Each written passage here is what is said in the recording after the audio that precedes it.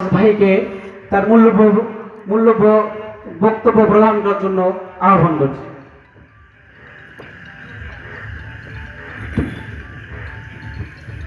আউযু বিল্লাহি মিনাশ শাইতানির রাজিম। বিসমিল্লাহির রহমানির রহিম।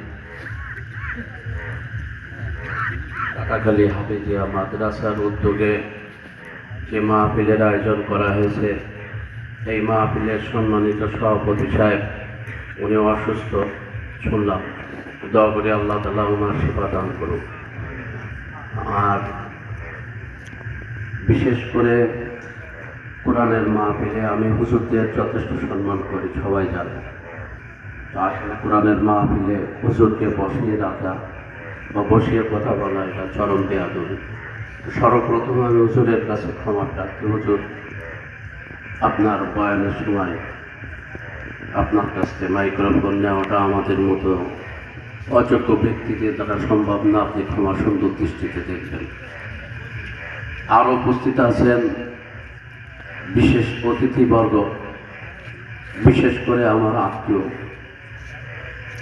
আমরা সবাই জানি একজন ভালো মানুষ রহমতুল্লাহ পলাশ, খুলনা ইউনিয়নের চেয়ারম্যান, আমার বিএনপির বড় ভাই তৈনুল্লাহ তুহিন। এমনিভাবে আপনারা আছেন অনেক মুরব্বী, অনেক জ্ঞানী মানুষ। আমার সমবয়সী ভাইরা আছেন, ছোট ভাইরা আছেন, পর্দার আড়ালে আছেন আমার মা বোনেরা। সবাইকে জানাই আমার আন্তরিক সালাম। আসসালামু আলাইকুম রহমতুল্লাহি ওয়া বারাকাতুহু। ভাই, আমি আজকে দুই একটা প্রশ্ন করব, আপনারা একটু উত্তর দিয়েন প্লিজ।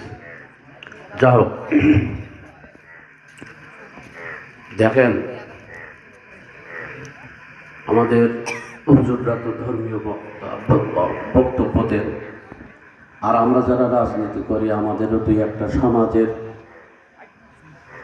এই আমাদের বিশেষ করে আশাশুনির অধঃপতনের কারণে দুই একটা কথা না বললে নয়। আর যেহেতু আগামীতে খুব তাড়াতাড়ি হয়তো স্থানীয় নির্বাচন শুরু হবে, সেটা ইউনিয়ন হতে পারে, উপজেলা হতে পারে, তো এখনও কোনো নির্দেশনা পাওয়া যায়নি। আর আমি যেহেতু ঢাকায় একটু সময় কাটাই, নির্দেশনা পেলে ইনশাল্লাহ জানতে পারবো। তো আপনাদের কাছে দু একটা প্রশ্ন করি। আমার একটা বড় প্রোগ্রাম আরও আছে হোসেনপুর দরগাপুরের শেষ সীমানা, সেখানে যাব। কারণ আমি কথা দিলে চেষ্টা করি প্রোগ্রাম শেষ করার, সেখানতেও বারবার ফোন দিচ্ছে। আপনারা এখানে আসার সময় গোলডাঙ্গা বাজারের থেকে শুরু করে প্রায় 3-4 জায়গায় মানুষ আমাকে থামিয়ে বসেছে একটু চা খাওয়া, একটু ভালোবাসা বিনিময় করা। এই যে আপনাদের ভালোবাসা, এই যে আপনাদের শ্রদ্ধা, আপনারা যে মহব্বত করেন, এই মহব্বত, এই ভালোবাসা আসলে আমি নিজেকে ঠিক রাখতে পারি না। যে মানুষ এত ভালোবাসে আমার, কেন জানি না। আমিও আপনাদের মতো একটা মানুষ, হয়তো বা আল্লাহর রহমত, তাই মানুষ আজকের এইরকম ভালোবাসে। তো যাই হোক, আমি দুই একটা ভোট নিয়ে কথা বলি।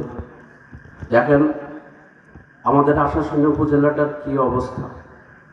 বেশি দূরে নয়, আপনি এখান থেকে কয়রা উপজেলা যান, আমাদের উপজেলার অনেক পরে এই উপজেলাটা। সেখানে গেলে